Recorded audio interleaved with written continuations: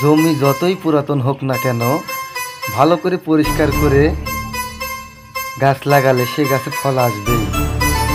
তো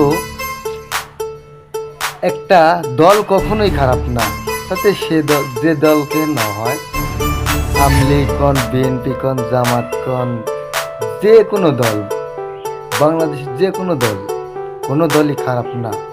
তাদের কিছু কিছু কর্মী খারাপ কাজ করে, নেতা কর্মীরা খারাপ কাজ করে, তাদের প্রতিফলনে একটা দলের বদনাম হয়, একটা দল খারাপ বলে ঘোষিত হয়।